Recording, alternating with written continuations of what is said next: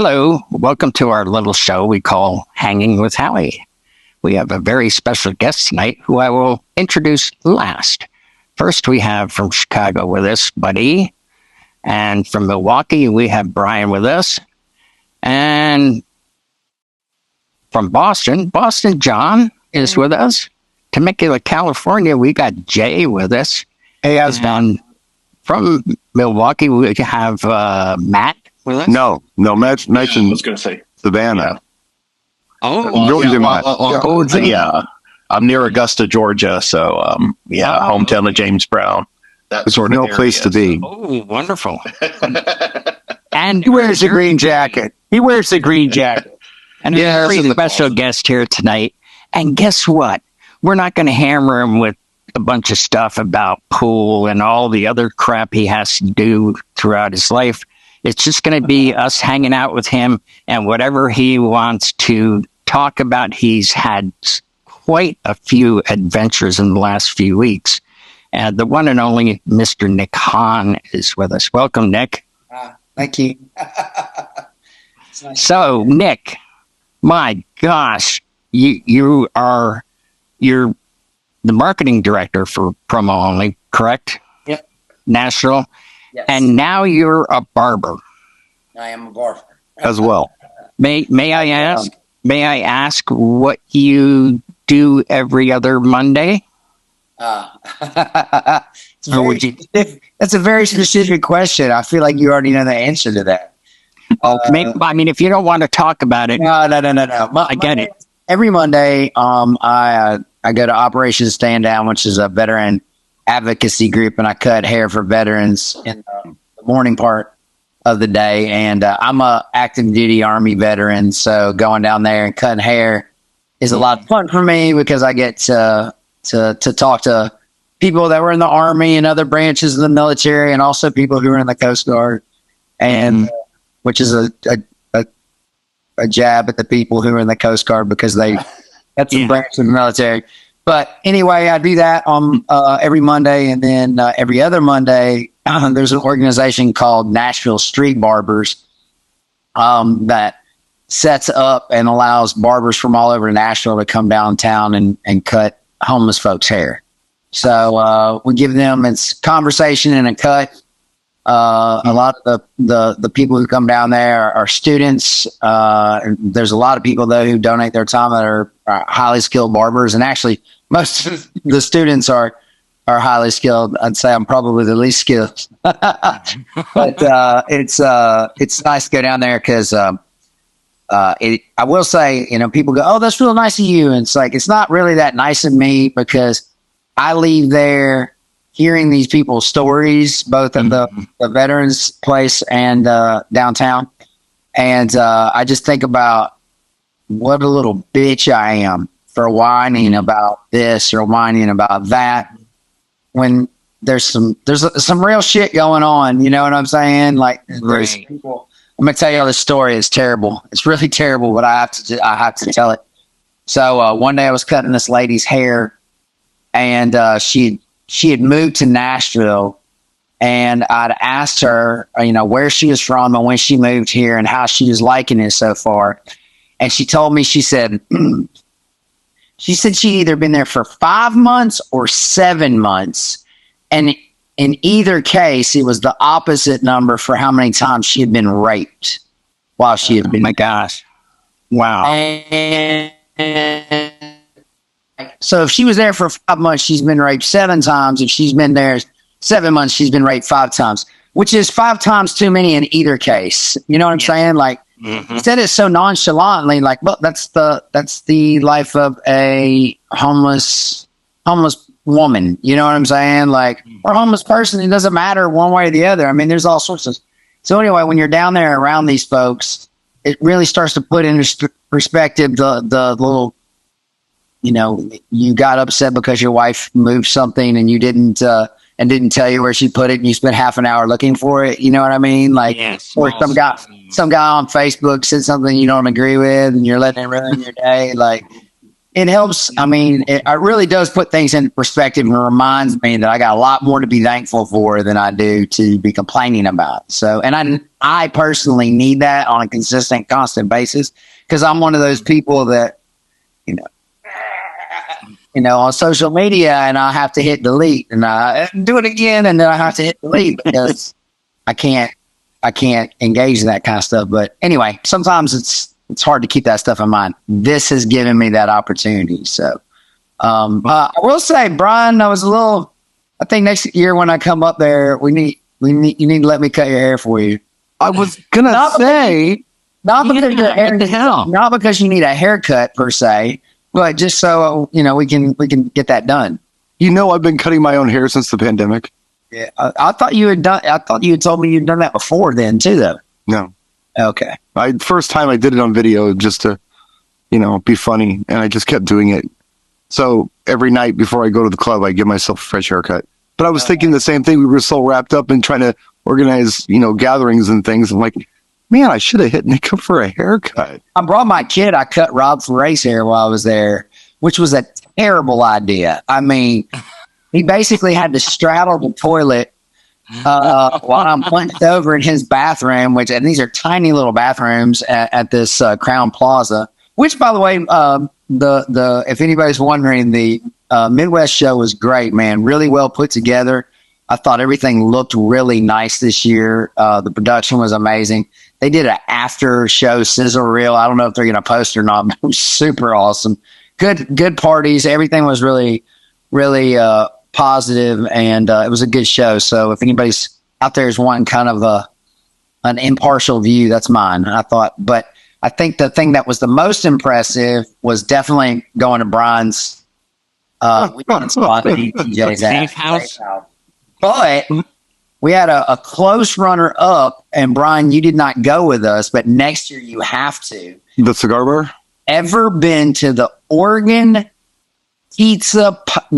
Piper Pizza Palace? That still exists? Bro, that was so much. I thought they closed that down years ago. No, I got a t-shirt too. And that place, man, that place is amazing. It's clean. Like up on Highway 100, Oregon Piper.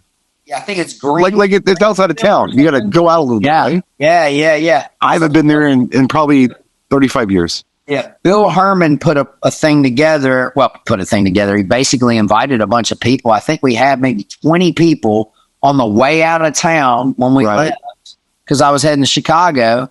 We stopped there and had dinner. And, man, I'm telling you, I almost said no. And you know what I think about saying no? You always say yes. Always say yes. Say yes, you're going to have a good time. Right. Now, Brian, tell us what you did to Nick at Safe House. I heard he disappeared and wound up in a different country. Back up and tell him from start. Oh, never mind. Maybe you don't want to tell him from start. No. Before he tells you this part, he gave us a full tour of the spot, and I'd say that if y'all ever go to Milwaukee, definitely take a chance or take a moment to stop in. If for no other reason, just to walk around the spot, but I'll be honest with you, the food was really good. We had the food was good. The service was great. Once we got inside, service was garbage before we got inside, complete garbage. Passed that along. And then, I think that's the point. And, but man, he showed us all this.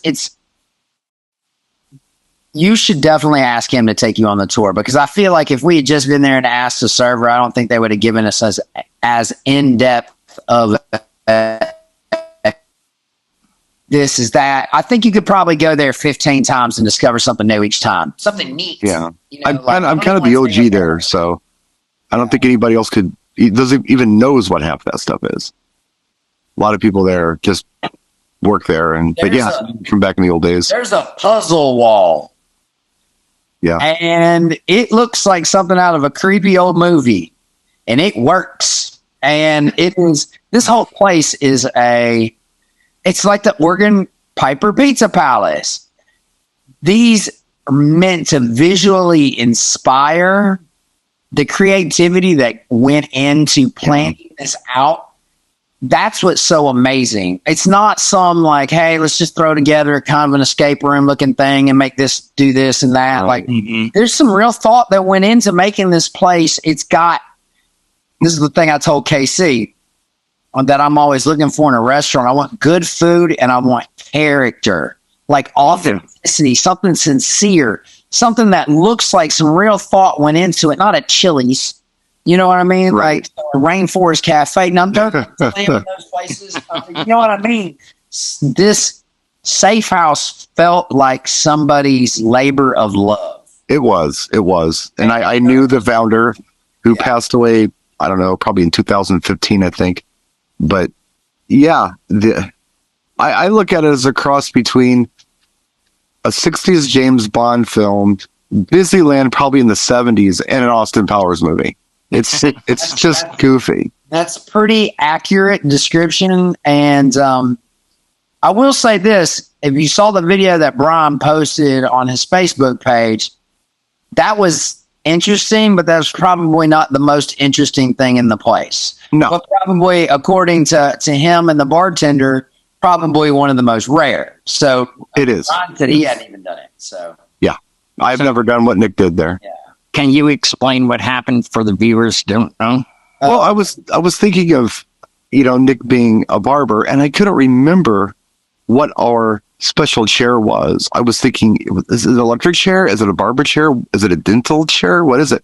Turns out it's from like some military aircraft. It's a airplane chair, like a cockpit chair or something from a military aircraft. I didn't know though, but that's what got me thinking. Nick needs to go into the chair, which we call it the chair.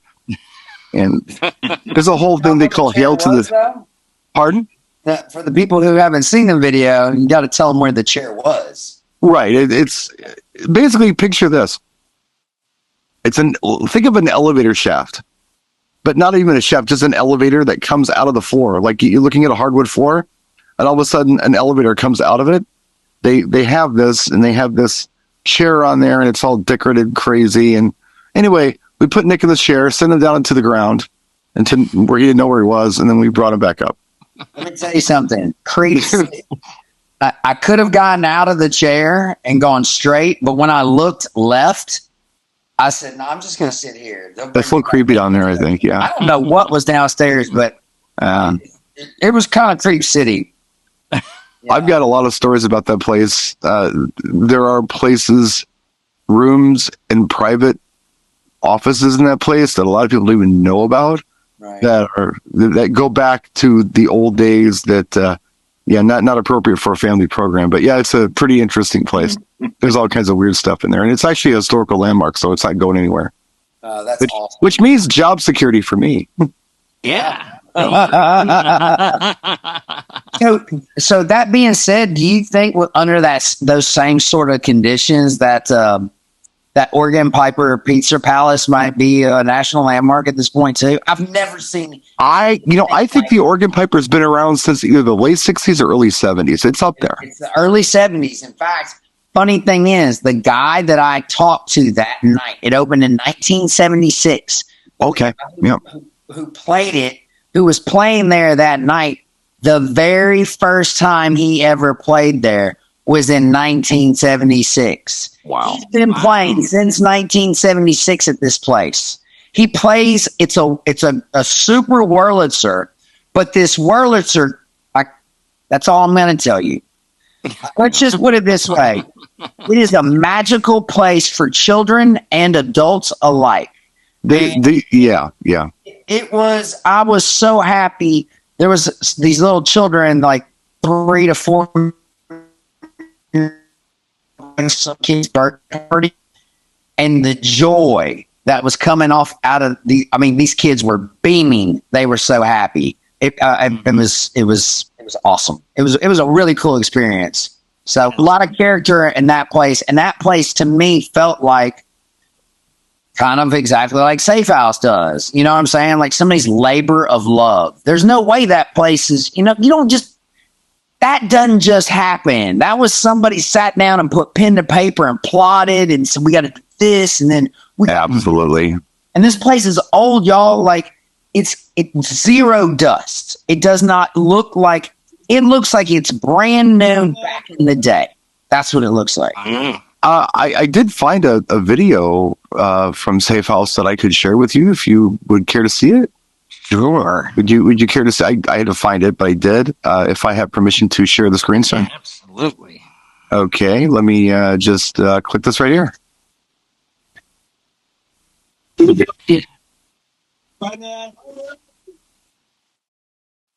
Oh, down he goes. The thing of it is, it actually disappears. It's like, Yeah, it goes away. it looks, it's a perfect fit. The fit and finish is amazing on that. It's one of those places where, we were talking the other night about some of the gags, and we were talking about, maybe incorporating some other ones. And they're like, well, I don't think insurance would let us get away with that. I'm like, do you really think insurance today would let us get away with any of this stuff? We're grandfathered in or something. I mean, I've never heard anybody get hurt there, but man, you could get hurt. You get hurt there. You get hurt there if you're not careful. And you don't want that chair coming up with someone standing on the top shelf. And You got to kind of stand around it, and I don't know. It's a very, very interesting place, and I want to invite anybody to come down who's in town. Reach out to me. Be happy to show you around, take you down there, get you in a VIP booth on a weekend that I'm working. Happy to do it. Absolutely. It's a lot of fun. Check out Nick, you have been across the pond, I hear. Oh yeah, I just went with the Show Before the Show Productions for Lucasfilms, and we did DJ Star Wars Celebration. So yes, the beginning of April. I can't remember the dates, but Did you actually DJ there then? yeah. Awesome. About 3 to 4 hours a morning. Like, it was awesome. Actually, we're heading to the UK on Wednesday. My wife and I are taking a trip to Iceland and Norway for 19 days. Wow. 19 days. Wow. That's a long time for me to be away from my house. I don't know if I'm going to make it. Where was Star Wars Celebration held in England? What city? It was in London. Okay. At the Excel Exhibition Center. Okay, nice. It was, bro. It's the second time I've DJ'd the Star Wars Celebration. Last year was in Anaheim, and it's awesome to see all these people are super happy to be there. Hey, speaking of your wife, Britt, I just purchased her new hit single, Used to This. So I didn't know that. Used to This. And what I like about it is I bought it right from her, as opposed to all the money going to some big corporation type thing. So I highly recommend you support artists like that. And it's a really good song. Thank you. I appreciate that, Howie. Yeah. Next time you take a Coke out of the fridge. To get that, Sorry, Brian. What'd you say, Ron? I said next time you take a Coke out of the fridge, just remember, it was courtesy of Howie Darkstar. Matt was asking where he can go to. Coke. You started with me. Right. Thank you. Do you have a link that you could put in the chat there, Nick? Yeah, I'll put a Spotify link over here. Right on. And then you can actually. I will say this: it is a really good song. My wife writes great songs, but I think that this song for me is something I really wish that they would shop for placement, like sync placement, because I feel like it's about having a good time, like the thing. I could get used to this. It's very upbeat, yeah. In Vegas, I'm in London, whatever. So she's actually got several songs like, man, with people. I mean, this is not a pitch for artists by any stretch of that imagination. This is not a poor pity me. I'm just saying, today artists really have to focus on trying to sell merch or tour or get placements to make any money. They're not making any money on the Spotify spins, or even, God bless you, Howie, even on the because you're one of the few people that would buy a download. You know what I'm saying? I even went and stole it from the internet. I was like, I'm not paying for this. I ripped Okay. it from YouTube. Okay, cut. Oh, you think? Oh, That's Yeah, the guy from Prom Only. We're gonna get letters. I'm just kidding. But, anyway, so that's I'd like to see happen with it. So It's usually Jay that we have to say, "Hey, we're gonna get the letters." you're being quiet tonight, Jay. I'm paying respect. We got a special guest. I'm letting him have the floor. Yeah, I go back 19 years with Nick. I've known Nick since 2004. Than 19. Is it? It might be 20. I don't know. Yeah, it might be 20 this year. Nick hired me to work for Pioneer DJ. Yeah. And So one of the smartest things I did while I was there, I'd say. still alive and kicking. Okay. No. Man, awesome. talk about a testament to some to patience and perseverance. Jay Brandon, folks. I mean, listen, like I love Pioneer to death. Great people that work there, good people to work for. But like any other corporation, there's a lot of red tape and people who don't understand projects and seeing them through. It's like a bar owner who says, "Yeah, I'll bring you in for a night. We'll see how you do." It's like I put together an entire concept for a night. You got to give me more than one night. I need like 2 months. You know what I mean? We got to get people to come in here and they got to know this is happening again. Like this isn't. I'm not just going to come in and play open format music. You know what I'm saying? Yeah. You trying to demonstrate that value. So anyway, but yeah, that's pretty amazing, dude. You need to, if it is 19 years, that means next year's year 20. They need to do something for you. A nice little plaque wouldn't hurt. Well, I think Pulse got a slap on the back, and he even came to me after, like he did his 20th NAMM, I think 2 years ago or last year or something, Right. and he came back to me. He goes, "You think they could have done more than this?" I'm like, "What'd you get?" He goes, "They just said congratulations." I'm like, "What'd you think they were going to do? A pair of gold headphones?" And, I'll tell you what, Neil Altman would have. Neil Altman would have sent us to Japan. Upstairs, I have. They made this. They took an old DJM 600 and they mounted it to a board. They took the volume faders off and put a plaque that thanked me for my time and service at Pioneer. And then they gave me a $600 Seiko watch and a bunch of other, what's the right word? Thanks. Meaningful and thoughtful gifts that Tokens of appreciation. were personal, like, hey, you remember this, little nods and winks. And I still have every single one of them. And I will say this, when Neil Alt knew and King Cancer and Dave Davis, John Cormican, Carl was there. Those were the best days. Those are the days that I missed the most. That's when it felt like family. Of course, it was. And then I bounced. But I said, man, I don't want this family. I'm going to get another family. And I got a better family at promo only. I don't want to pick up too much time here, but I do want to say, Nick, I'm starting to dig the mustache. It took me a while. Oh, yeah? But I would miss it if you shaved it off. Look how good he would look with a mustache, y'all. Who, me? You, definitely. You Now I look like a cop. Cop trope. That's what I look like. Not anymore. Your hair is longer now. When your hair was shorter, This is funny, Howie. This is one other thing that I'm doing. Starting in July, I'm starting my volunteer firefighter training. Wow. Yeah, so I got the mustache. I'm already ready to go. Feel like I'm physically capable of doing this. You'll need the mustache. Yeah, I've got to have the mustache. you got to. That's a requirement. Yeah. So You do look like a firefighter. More like a firefighter than a cop now. well, I think my hair's long, so that's why. Right. It helps. And This I am wearing firefighter. kind of the blue shirt, and well, I guess the cop would wear a blue shirt too. You're right. No, looking good, my friend. Always are. But You too, Jay. Rocker dad, always looking good. Thank you, sir. Thank you. I wish I'd known you were going to be on. I would have worn the We Are Music. Oh, that's the other real quick. I show up at NAMM and I wore the We Are Music Yeah. t-shirt. and I must have, from Tony B to about 6 other people, dude, so great to see you.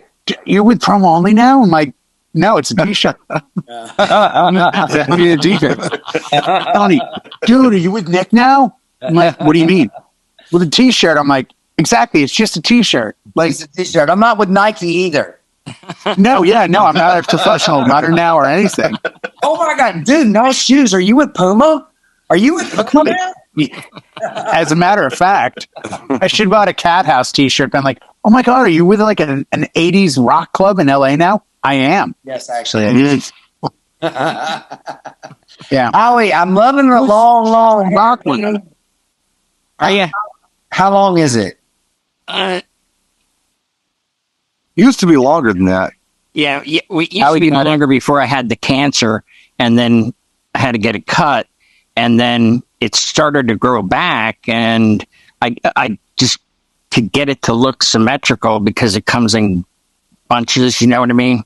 Right. Just the way it falls out.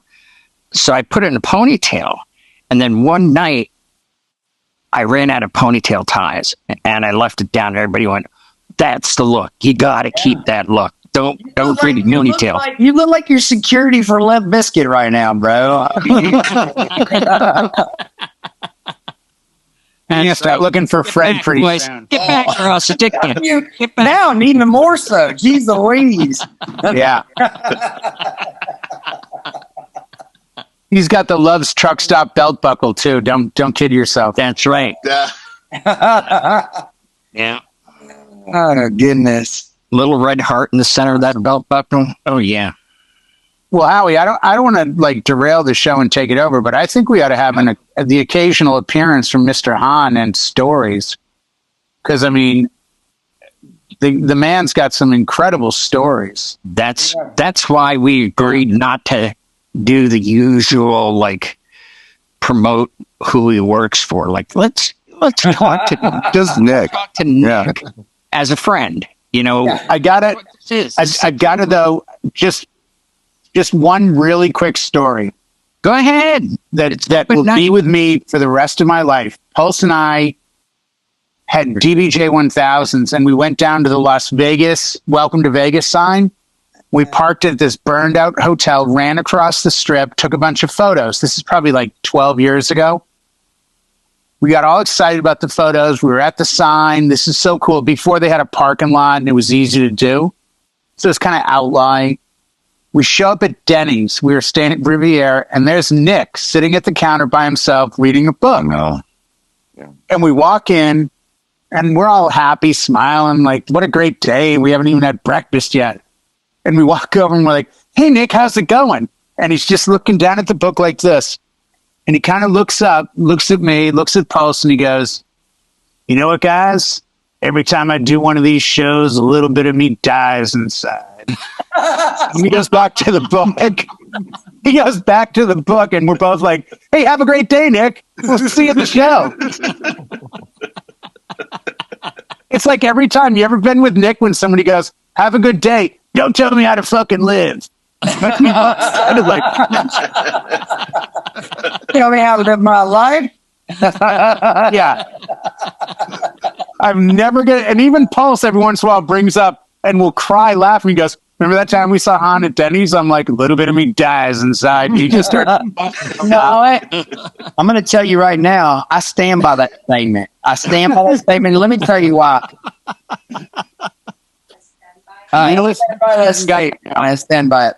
I stand by that statement because, honestly, before, this is not a slam on anyone or anything, but there was a time when I was in my own little echo chamber, and to me, the DJ world was this. You know? Yeah. Here, right? And then I got a job at Pioneer. That world expanded. And it was still cool, but it was a lot to take. And it was a lot of travel. And it was a lot of, I started going to places. I was like, I don't necessarily want to be here. You know, other people were like, oh, I want, that's what I want. I want that. And I'm like, yeah, but it's not me. I don't really want to do this. So I made the switch to promo only.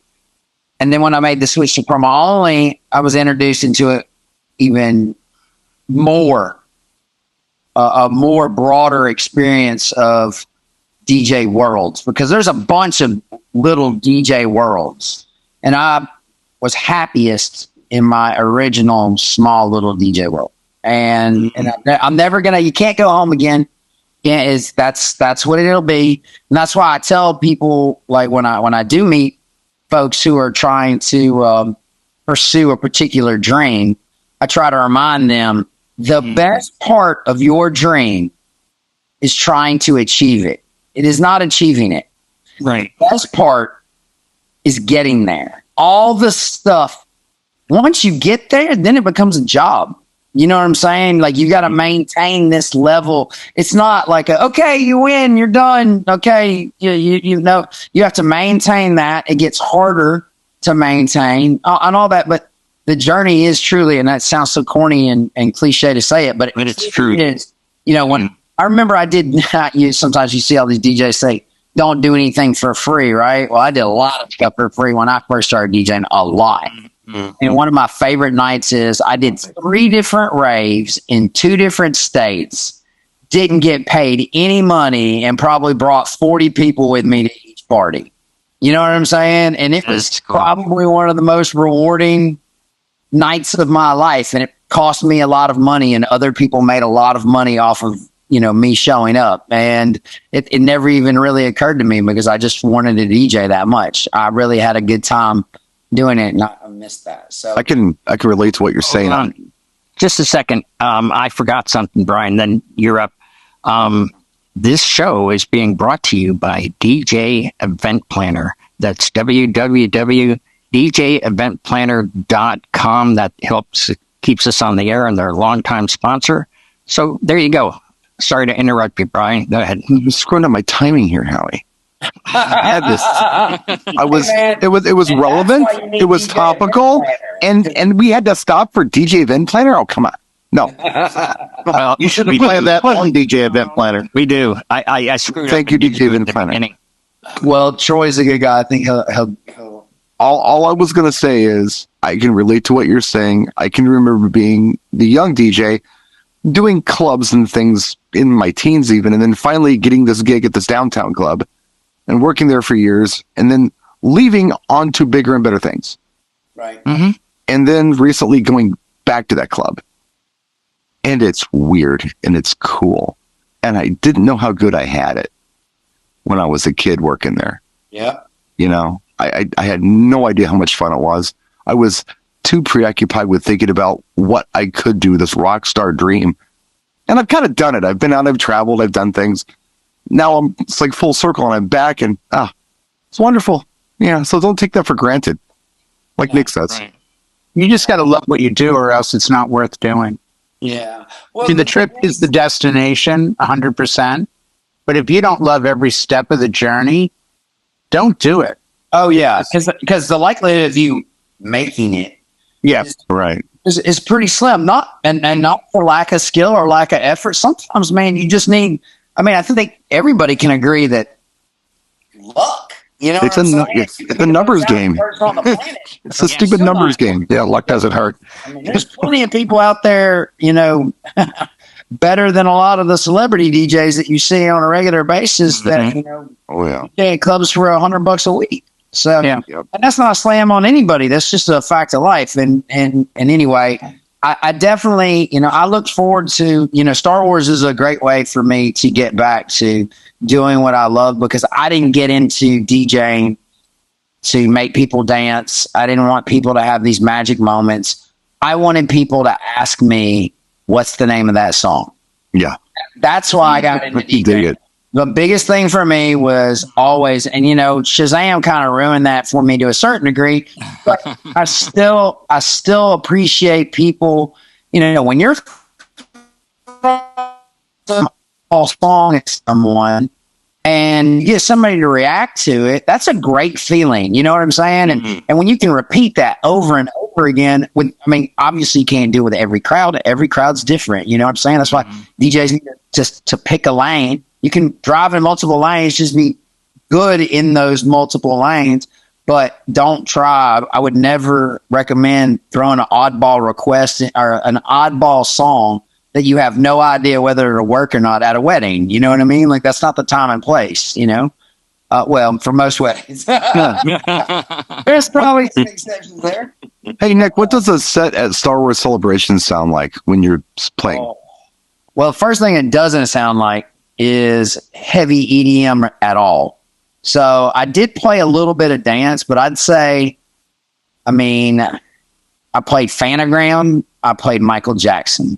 I played The Cure and Depeche Mode, and I played Meghan Trainor and my wife Britt Daly. I'll say this: the coolest thing was I had because I was DJing the Q Line this year, and the Q Line was this giant. You could have probably put 5 Walmart Supercenters inside this hangar. That's how many people were in there. And I played EYT by Michael Jackson. And when it got to the na na na na, when it came on, I didn't drop the volume, but I heard everybody going na na na na. Nice. I was like, oh shit. I was like, man. So I'd say Prince and Michael Jackson were the biggest songs that I played. James Brown had a moment. I played The Payback. And the funny thing is you got and I guess the really cool thing about Star Wars is you got ages 2 to 90 there. Mm-hmm. So as long as it's family friendly, right? It can work. You know, I mean, you also have to remember, it's 7 o'clock in the morning. You know what I mean? Like, I mean, people are excited to be there, but you got to play something. You know, I'm not saying put them back to sleep either. You know, I'm not necessarily dropping PM Dawn, which would be okay, but kind of, you know, a little too chill for 7 in the morning. Gotta have a little bit of upbeat. You know what I'm saying? Like, right. And so, it just gave me and that's why Elliot Hansen is the guy that brings me out, and he's got a company that services Disney. It's called Elite Beats, but this is his other company called The Show Before the Show, and they do all the Comic-Cons and Star Trek conventions and everything. And you know, Elliot, he wants people there that can connect with the crowd, and mainly he wants us to do that through our personalities, but also through the music that we choose, and he's given me a lot of opportunity by doing that in the first place. I'm forever thankful. I really enjoyed doing it. I'm an inner geek. I collect comic books. I collect music. I watch pretty much any Marvel or Star Wars or DC or knockoff stuff. So it's a big deal for me. And I would recommend, if anybody has a chance to do a local Comic-Con, do it. They're fun. Everybody's having a blast. Everybody's having a good time. They're there to party. There was something called Gen Con here in Milwaukee, which I guess is kind of like Comic-Con. Right. And it was annually in the 90s. And that was the big week at Safe House when I was working there when I was young.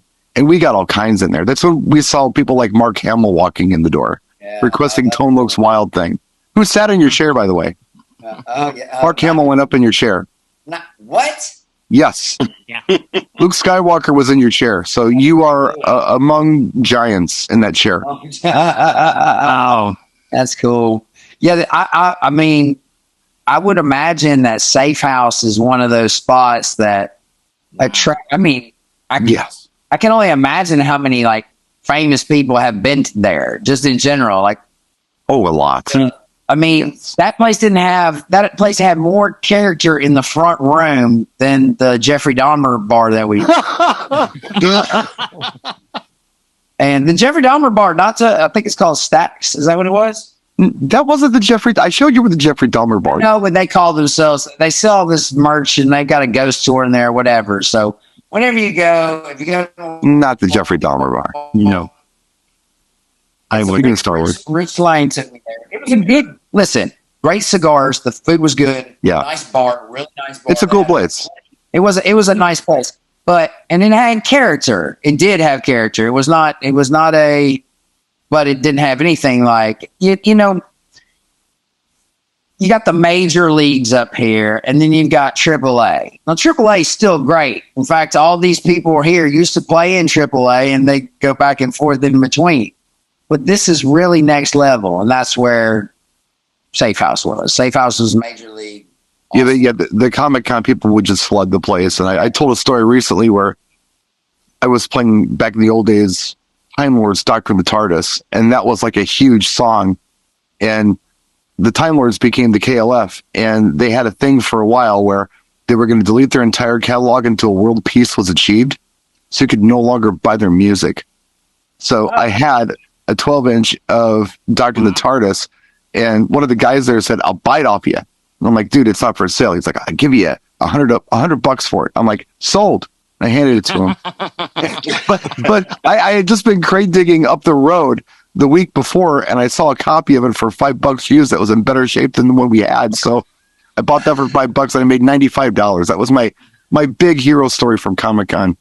That's awesome.